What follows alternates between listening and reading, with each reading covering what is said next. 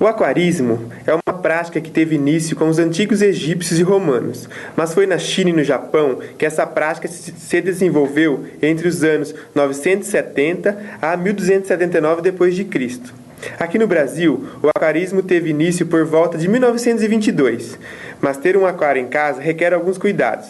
Não é simplesmente montar o aquário, colocar os peixes e pronto. Luiz Vilela, da World Fish, fala dos cuidados básicos. Quando você monta um aquário, primeiro acho que você deve pensar o tamanho do aquário que você vai querer ter para saber a quantidade de peixe que você vai colocar, né? Outra, eu acho que você tem que ver também o ambiente que você vai colocar, né? Um espaço na tua casa onde você vai colocar este aquário, né? A batida, quando uma criança, um adulto chega a bater no vidro, porque é bonitinho o peixinho lá, né? Quando você bate, isso prejudica muito, pode levar o peixe até a morte. Então acho que sim, se você tem criança em casa, se você explicar para ela que vai fazer mal pro peixinho, com certeza ela vai entender e não vai bater no vidro do aquário.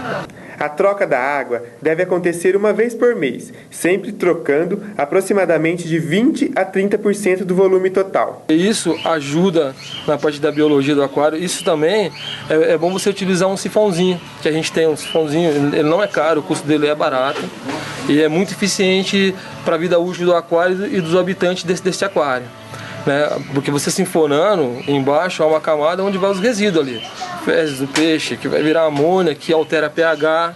Então, conforme a quantidade de peixe que você tem, o resíduo de ração, isso vai deixando a água mais ácida. Com a água mais ácida, isso pode gerar sérios problemas e dano para o aquário e para os habitantes do aquário também.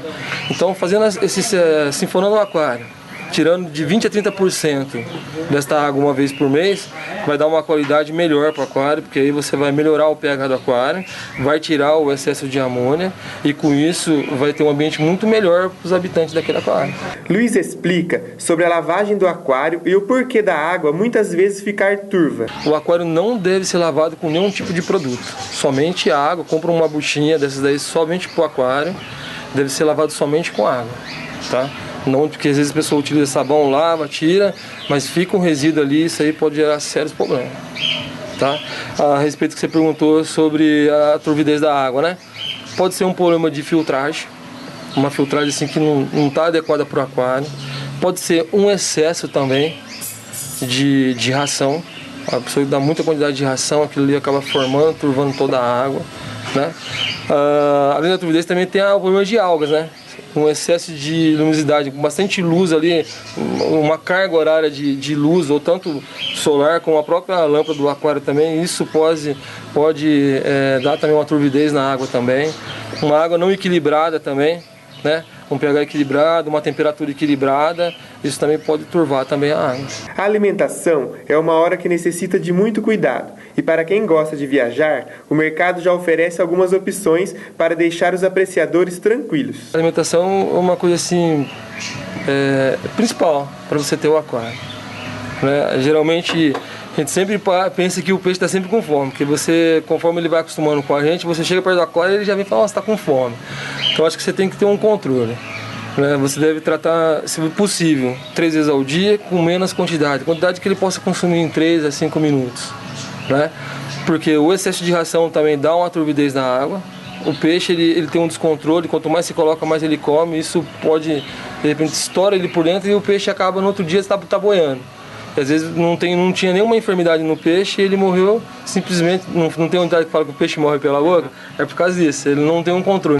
Para quem, tipo assim, viaja, né, hoje existem rações que você possa colocar na água, tipo, vou viajar um final de semana. Tem ração, ela é um bloquinho, você coloca, ela vai se diluindo aquilo que o peixe precisa, né, para poder sobreviver.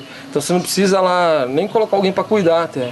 Às vezes a pessoa fala, poxa, tem aquário, mas eu tenho que viajar, e como é que faz? Hoje existe esse tipo de ração, existe ração para 15 dias, e como existe também esse comedor eletrônico, que você programa ele, né, certinho qual a quantidade que você quer dar para o peixe, os horários, e ele faz o sistema certinho funcionar. A hora que chega naquele horário determinado que você colocou, a ração vai cair no aquário, o peixe vai comer tranquilo. Então esse problema assim de ter o aquário em casa e quando vou viajar é uma complicação, isso aí já não existe mais. Além de ser um objeto de decoração ou hobby, o aquário pode trazer inúmeros benefícios aos seus apreciadores.